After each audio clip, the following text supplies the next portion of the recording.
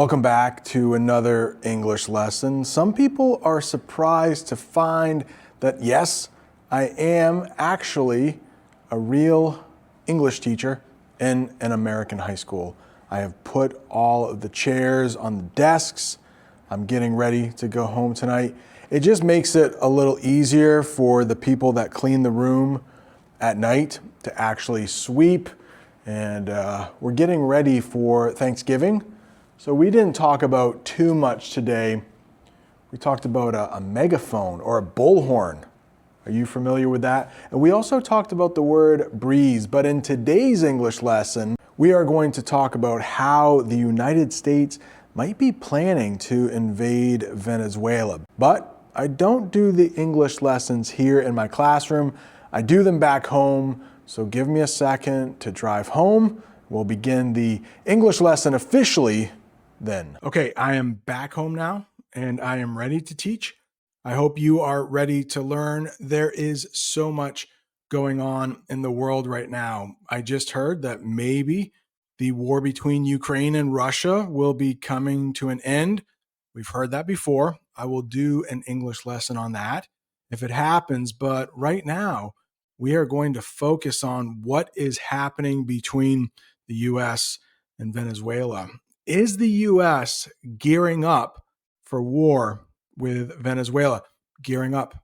That might be a bonus English phrasal verb. In other words, getting ready. Like right now, I'm recording this in November. It's starting to get cold. I am gearing up or getting ready for winter. Now, watching the news in English is a great way to improve your English. So together, we are going to watch a news clip about this possible war, and then I will come back and teach all of those difficult terms. If that sounds good to you, please go ahead, hit the like button, and let's watch the clip together. Turning now to the Pentagon's military buildup around Latin America, the Trump administration has sent multiple warships to the region as tensions rise with Venezuela. That includes the USS Gerald Ford. The Pentagon is also conducting joint military exercises with Trinidad and Tobago. CBS News senior national security correspondent Charlie D'Agata joins us now from Puerto Rico. So, Charlie, you spoke with a mayor in Puerto Rico about this military buildup, specifically drones. What did you learn? So this is the mayor Aguadilla. This is on the West Coast. It's a city of about 65,000 people. And what he told us this morning is he's seen this buildup of forces, more than 1,000 forces that have gone to essentially what is an airfield. And there is where you'll find the Reaper drones. First, we have a buildup. A buildup. It's a noun, and it means a slow increase of something. And here in the picture, we have some soldiers, and they are near the border of some country.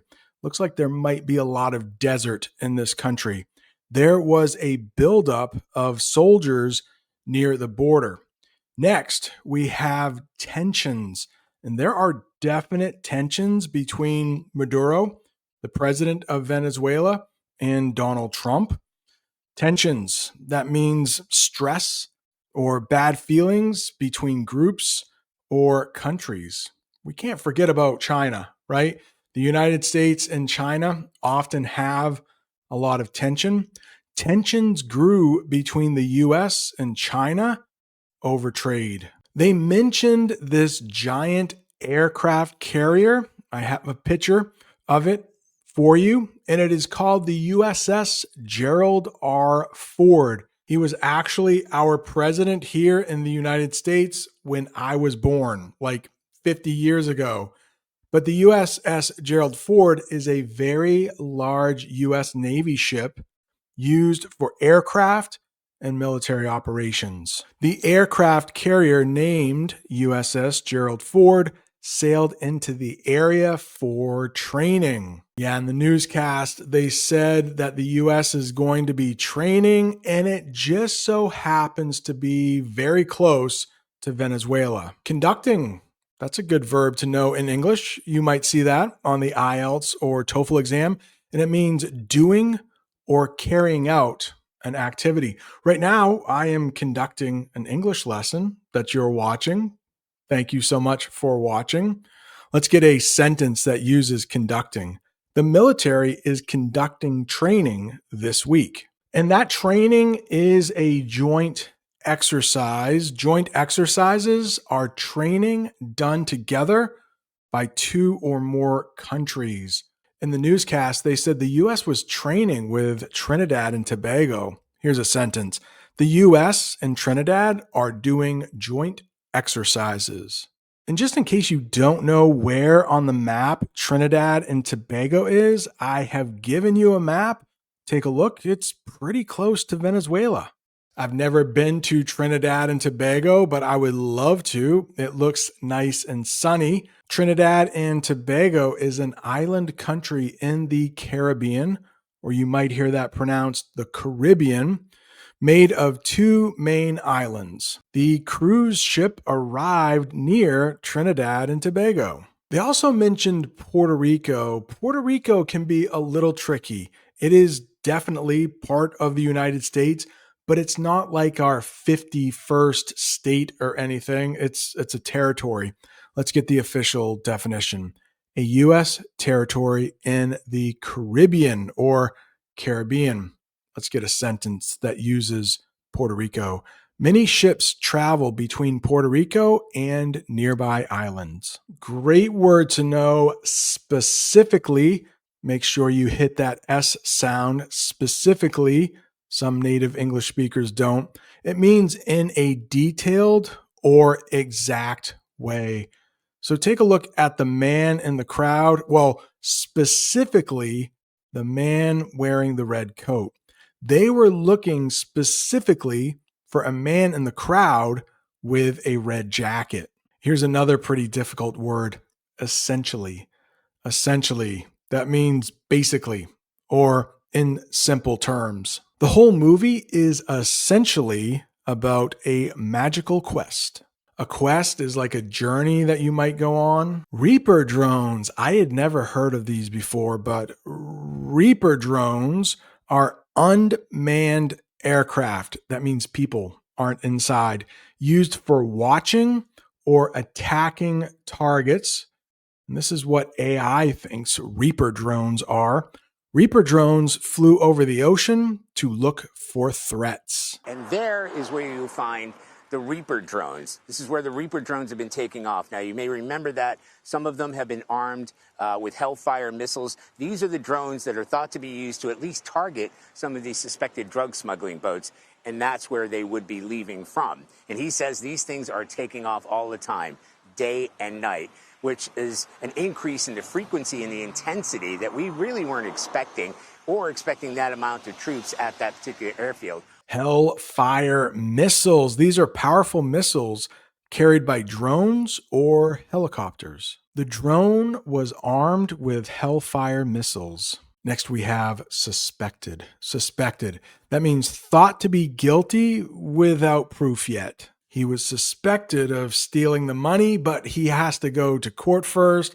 They have to look over the evidence before they put him in jail. Here's a sentence that uses suspected. The boat was suspected of carrying drugs. And that boat might have been smuggling drugs. That means secretly moving illegal items from one place to another. If you go to the movies here in the United States, it's pretty expensive. And also the candy and drinks, the food at the movie theater is pretty expensive.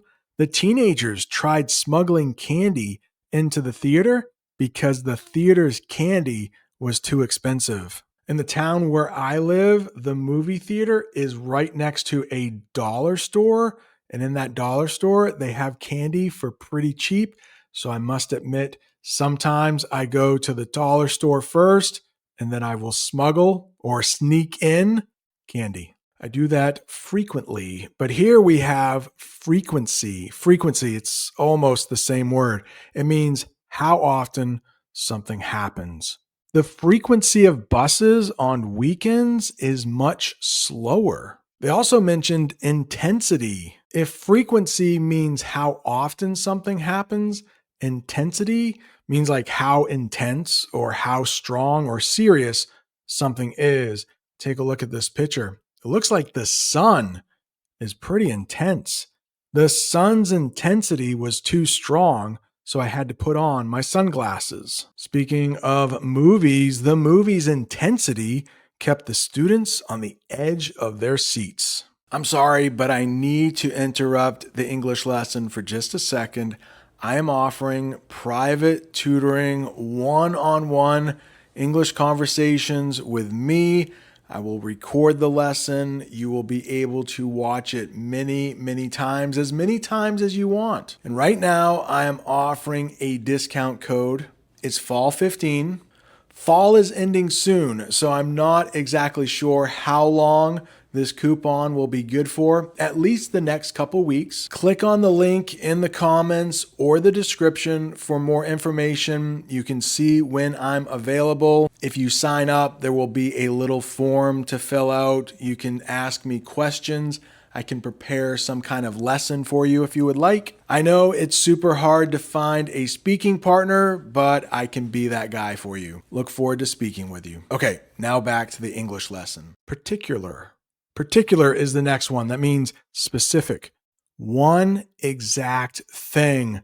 Speaking of candy, while I was developing this lesson, I must have been thinking a lot of candy. So in the store, there's quite a bit of candy, but I don't want any candy. I want this particular one. So it looks like she might be pointing to that red and white lollipop. In the picture, you can see there are lots of restaurants on that street. They chose that particular restaurant because it was quiet. On the other side of the island, directly opposite that on the East Coast, we went to Roosevelt Roads Naval Station, and there you'll find F-35 fighter jets that are leaving. We saw those yesterday, so they're taking off pretty much throughout the day, usually in the morning, but they're taking off, and they're very active there. And that's just Puerto Rico alone. Throughout the entire area, as you mentioned, the Gerald R. Ford aircraft carrier, that makes around 15,000 U.S. troops that are in this region right now. There are 8 or 9 destroyers, there are cruisers, there's a submarine here. So it's about as forward postured as the U.S. military has been in this region literally for decades. In the newscast, they mentioned naval. We have a couple different ways and a couple different ways we spell naval. Here's the first one. That means related to a country's navy, or like the military part of the navy that focuses on the ocean or the water. There were many naval ships in the area, but I thought I should teach this naval also. There's a picture of somebody's navel. You might hear it also called a belly button. That is the small round spot on your stomach. That person right there has an innie. Some people have belly buttons that kind of go on the outside of their body. We call that an outie. He put sunscreen on his navel at the beach. So take a look. They sound exactly the same, but they're spelled differently. Naval versus naval. A type of naval ship is called a destroyer. That is a fast, powerful Navy ship used for defense. Take a look at the picture. It looks like they are building a destroyer. 2 destroyers were being built in a nearby naval shipyard. Here is another type of naval vessel. It's a submarine. That is a special ship that can travel underwater. The submarine moved silently under the ocean. Postured. It's like you almost want to fight. So you get in a position to fight. Here's the official definition. Positioned or arranged to show strength or readiness. The military postured its ships near the area to show it was ready. So the United States is kind of posturing towards Venezuela, saying, hey, we're ready to fight. If you don't stop sending drugs to our country, we are going to invade you, maybe. How are locals feeling about all of this? Lindsay, it's kind of split. When you speak to somebody like the mayor, he said, we have to get rid of Maduro. So he's fully in, and a lot of individuals here say that is the case. They say Puerto Rico is part of the United States. They're happy to see U.S. forces here because they're protecting the island. Others aren't so sure because they feel that, especially if there are airstrikes in Venezuela, which President Trump has threatened, if there are going to be ground troops in Venezuela, which President Trump has threatened, that could make Puerto Rico vulnerable by antagonizing their neighbors throughout the Caribbean. Ooh, get one of the most difficult words in English. To get rid of means to remove something or to throw something away. Here in the picture, we have what looks like a lot of like scrap metal. This is metal that really can't be used for anything. They want to get rid of old, broken equipment. He's in. He's in. That term means he has decided to join or agree to something. If you help your friend move, you are a very good friend.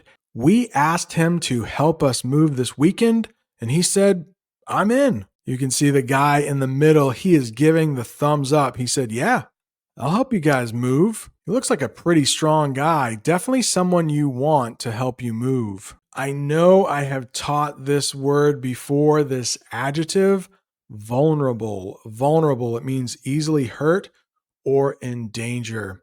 Take a look at this guy. Like, it looks pretty cold out, and I don't think he is dressed for the weather. He looks like he is going to be cold. Without warm clothes, we were vulnerable to the cold weather. Antagonizing. Antagonizing, that means making someone angry on purpose. Little brothers love to antagonize their older siblings.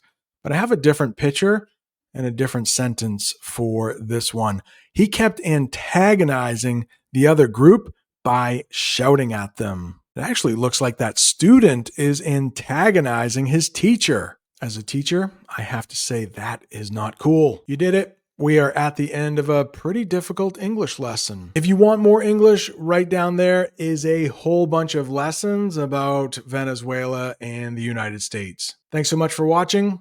See you next time.